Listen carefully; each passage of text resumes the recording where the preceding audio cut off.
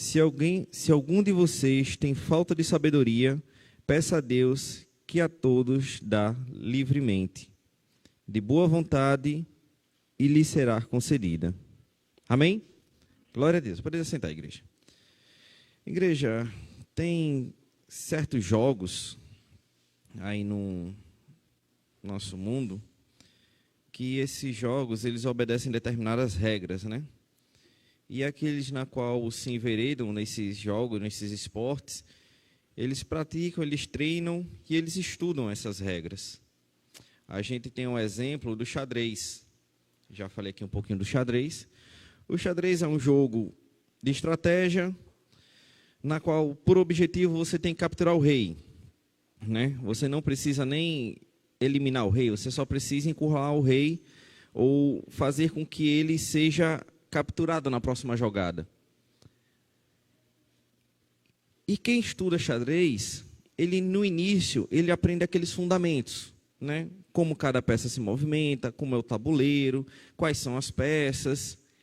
Depois que ele aprende a função de cada peça, ele vai aprender aberturas, que é como você iniciar o jogo, aí tem o meio do jogo, tem como finalizar para dar o checkmate, né? Que eu já vi muitas jogadas aí, muitos jogadores irem muito bem, mas no finalzinho acabar não sendo muito bom e perdendo a partida. Mas, e por último, aqueles na qual se enveredam no esporte, para serem bons mesmos, eles aprendem jogadas, eles aprendem com outros jogadores. Isso é o xadrez. A gente tem um exemplo do basquete. O basquete também segue mais ou menos a mesma linha de raciocínio. A gente tem os fundamentos, domínio de bola, controle, regras. Depois você vai começando a fazer jogadas. E, por fim, a gente vai para o jogo. Essas são as regras, né? Os fundamentos, o passo a passo de como aprender basquete. Isso aqui de uma forma bem simplificada mesmo. Sendo que a gente tem a nossa fé, nossa caminhada com Deus, que da mesma forma ela necessita ser aprendida, exercitada, treinada, para que a gente possa, no fim, ganhar a coroa da vida, no fim, ganhar essa grande batalha que é chegar no céu. E na escola bíblica de hoje, nos foi ensinado, né, que Deus é nosso baluarte, nos foi ensinado ali com o exemplo do apóstolo, né, sobre a vigilância. E eu fiquei pensando e meditando, né, e dando glória a Deus, porque graças a Deus, instruções nós temos. Glória a Deus por isso. E eu hoje, né, gostaria de agradecer ao nosso apóstolo por nos ensinar. Porque, como líder, ele poderia simplesmente vir aqui e dizer, olha, seja fiel, né, dá um beabá. Deus morreu por nós, a fé é assim, lê a palavra, ore. Mas ele fica preocupado, olhando para nós, olhando para a igreja e dizendo assim, que palavra eu vou dar hoje? Para que minha igreja aprenda. Toda a palavra que é dita aqui por ele, eu creio que ela é direcionada, ela é orada, ela é consagrada para ou alguém ou a todos. E glória a Deus, graças a Deus por isso que a gente tem o nosso apóstolo. E muitas das vezes a gente acaba não dando valor, né? A gente não dá valor em não obedecer, né? Quando a gente não obedece uma direção, a gente não está dando valor a essa direção. Mas eu já gostaria de agradecer ao nosso apóstolo. Muito obrigado por estar nessa peleja. E nos dando a oportunidade de estar caminhando para o céu. Porque sabemos que tem muitas doutrinas, muitos ventos de doutrinas, que pessoas até querem ser fiéis, mas por estar no vento de doutrina errado, acabam não chegando no caminho que é o céu. Amém? E aqui na palavra de Tiago, Tiago nos fala sobre sabedoria, sobre entendimento, sobre as regras, sobre como ser vitorioso. E ele diz bem assim, olha, se você tem falta de sabedoria, peça a Deus, que a todos dá livremente. Não faz distinção de ninguém. E é uma coisa que ele já diz aqui, ó, ele dá. Não é o espinho da carne de Paulo, que Paulo ora 3 vezes e diz assim, aí diz no final, ó, minha graça te basta. Não, sabedoria ele dá. basta somente uma coisa, que a gente peça. E sabendo disso, o inimigo muitas das vezes faz com que a gente não peça, porque sabe que se a gente pedir, se a gente buscar, Deus assim vai nos conceder sabedoria.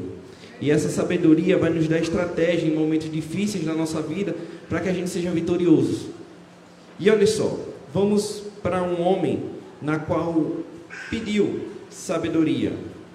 Está lá em 2 Crônicas, capítulo 1, versículos 7 ao 10. Diz assim, ó: Salomão, filho de Davi, estabeleceu com firmeza o seu reinado, pois o Senhor, o seu Deus, estava com ele e o tornou muito poderoso. Naquela noite Deus apareceu a Salomão e lhe disse: peça o que quiser e eu lhe darei. E Salomão respondeu: tu fostes bondoso com meu pai Davi e me fizeste em seu lugar. Agora o Senhor Deus, que se confirme a tua promessa a meu pai Davi, pois me fizeste rei sobre o povo tão numeroso quanto pó da terra. Dai-me sabedoria e conhecimento, para que eu possa liderar esta nação, pois quem pode governar este teu grande povo? Então, está aqui o nosso exemplo de um homem na qual poderia ter pedido riquezas, poderia ter pedido os inimigos. Deus, ele vem falando aqui um pouco mais à frente. Ele poderia ter pedido essas coisas, ele poderia ter pedido vida longa, mas ele pede sabedoria. E para que essa sabedoria?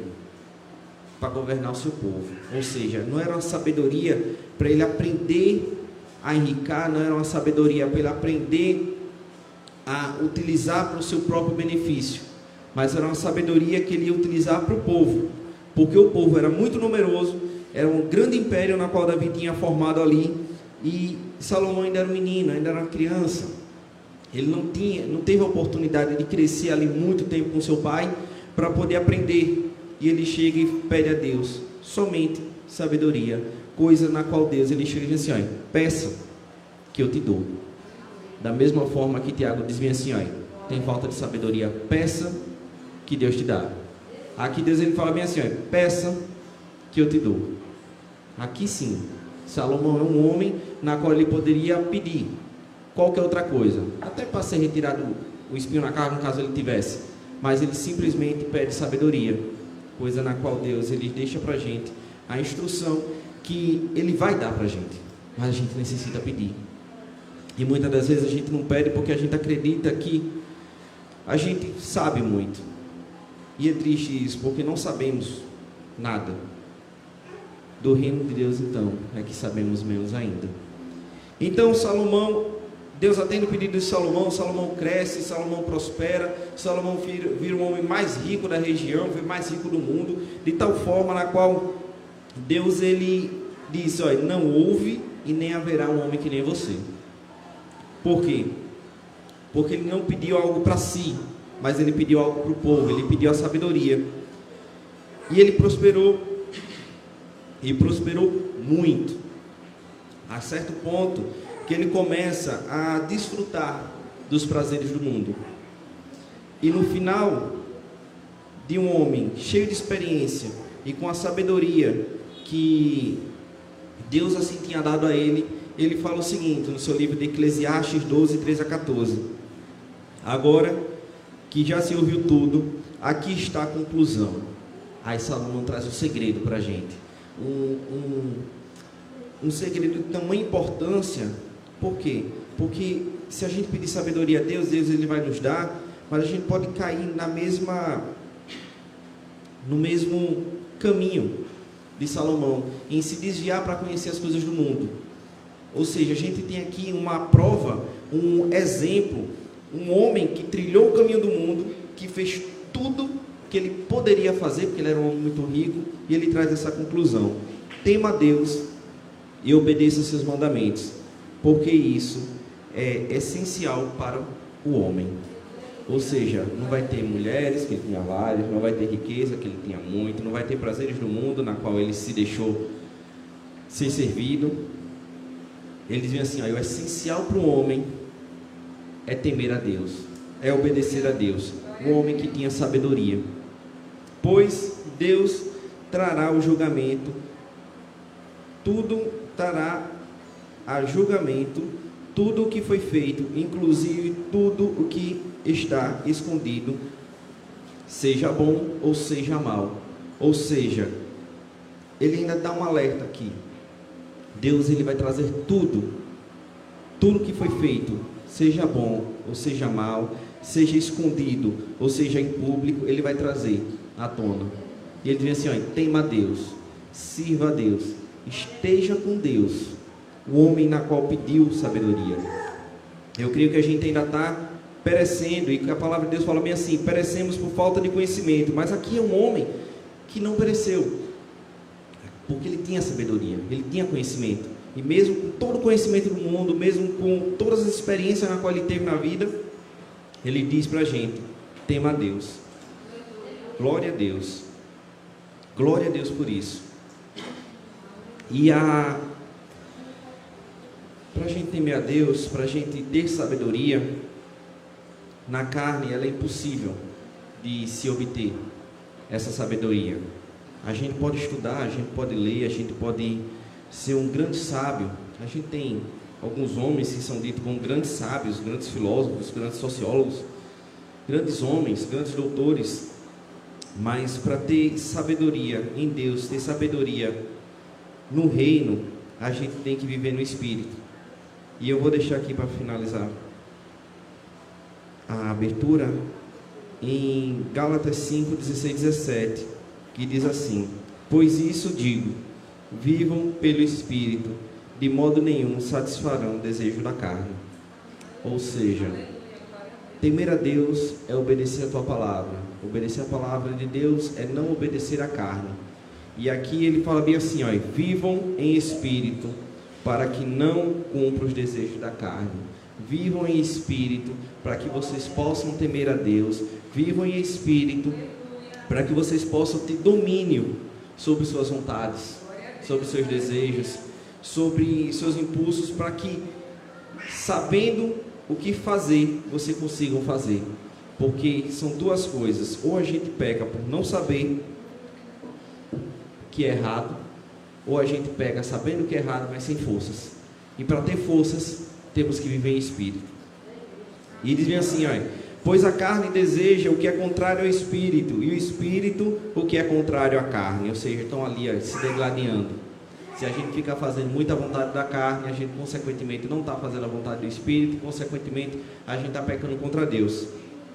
Eles estão em conflitos um com o outro, de modo que vocês não fazem o que desejam. Ou seja, a gente pode até achar que a gente é livre e dizer bem assim, olha, eu quero isso, mas ou é a carne ou é o espírito falando, para a gente seguir uma determinada coisa.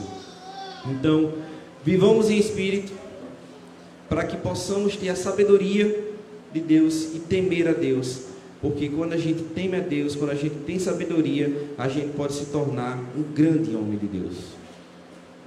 Não em riquezas ou em bens, mas em vida, em nós mesmos. Porque o que mais precioso Deus deixou para nós é a vida. Ele morreu na cruz para que tivéssemos vida, e com essa vida pudesse propagar para os próximos que a gente for conhecendo.